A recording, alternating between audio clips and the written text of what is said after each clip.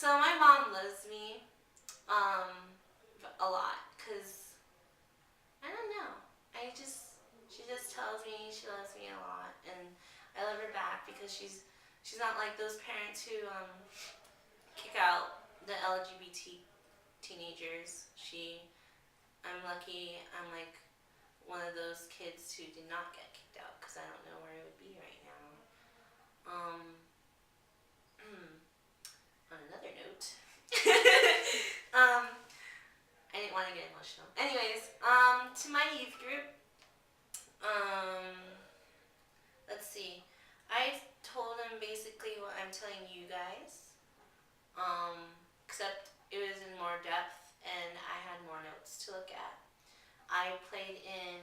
Oh, there's a moth. Ah, it's on me! Oh my gosh, I think I killed it. Is it dead? Oh, no. Okay. Should I kill it? No. Okay. Well, we'll just leave it alone.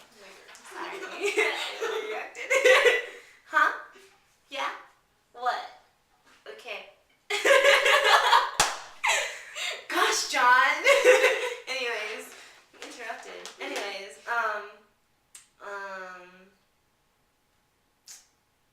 now I lost my spot. Oh, I'm right here. Okay, so after that, I got to the youth group and I told them basically everything I was telling you guys. I was very in depth about it. I had more notes. I mentioned Bible scriptures like Sodom and Gomorrah. Bible verses that were against homosexuality and stuff. And supposedly. Yeah. And I had my pastor and was it an event? What was the event called? When? Pride. What was it? Yeah, Pride, right? Was it just called Pride? Yeah, 80 Pride. No, the one in LA with the college and. Oh, are you talking about Models of Pride? Yes. Models of Pride. Go there next year. I don't know what the date is, but search on the website or online. Anyways, Models of Pride and my pastor helped me a lot. Models of Pride, there's a Jewish speaker that told me that the Bible did not really go against homosexuality, and my pastor and a camp pastor told me that God loves homosexuals and bisexuals and transsexuals and all that good stuff. Because only people who interpreted the Bible interpret it in a weird way. Because, it's interpreted by humans and, we're flawed. So, my interpretation is different from maybe the religious people who are watching this, who say that homosexuality is bad. But I believe with all my heart that homosexuality is not bad. I believe it was given to you by God, and and transsexuality and all that. It was given to you by God, and God gave it to you as a hardship, and that it should be taken as a strength to get better in the world. Going back to my mom asking, "Are you sure?" It's because she knew that the LGBT community deals with a lot of hardships and problems. Prejudice and discrimination. Yeah, because she didn't want me to go through that. She wanted me to go through a less stressful life instead of taking the more stressful path. But I told her it's not a path, it's what I was born with, and I know that I have to live with it. And it's not I know it's not a bad thing, even though it sounds like a bad thing the way I'm explaining it, but it's a good thing. It's a very good thing. When I came out to my youth group, they told me after, when I was crying so much because I thought I was going to spontaneous combust. I literally thought I was going to spontaneous combust, or like a lightning would strike me from God.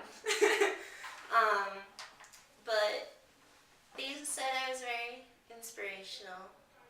They accepted me. A lot of them said it took a lot of guts. They thought I was like the toughest person in the room. And I got a lot of hugs. I love hugs. They're not trying to change you or anything? No, they're not. They're not like those crazy Christian people. Like, no, you have to be straight. They didn't kick me out either. They're very loving. That's why I like the Methodists at my church. I wish they were here so I could hug them all and thank them. Anyways. You got me.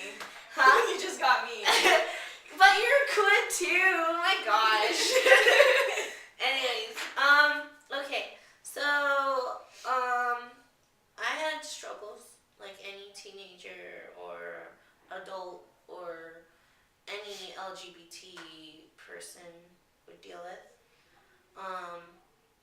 Before I came out, I had a lot of struggles and emotional problems, which didn't help because I had an abusive father and lots of stressful things at home that I couldn't escape from.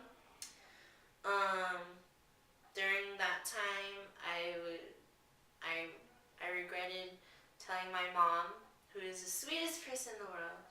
I told her that, like every night I told her that you don't love me and I'm gonna die tomorrow. And that would always break her heart and I wouldn't care. Now, I regret saying that to her. And if she's watching this, I want to tell her I love you, Mom.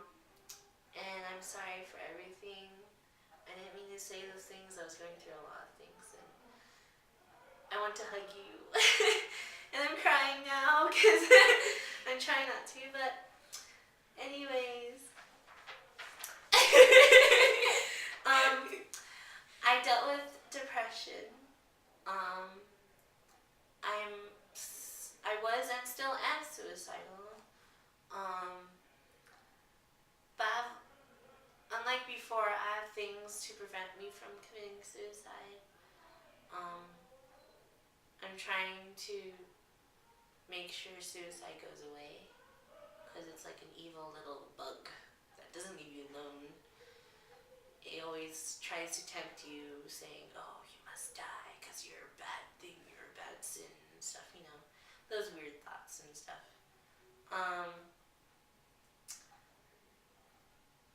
And I always desperately wanted to kill myself in some way. And I told my mom this before, and she would, stuff. She'd feel sad, and she'd always ask me, "Why do you feel this way?" And now she knows. She's very supportive, and she's one of the reasons why I don't want to commit suicide. Because if I do, then I'd be dead, and she said that if I died before her, that she would die. That's very moving for me, because that shows how much she loves me and how much she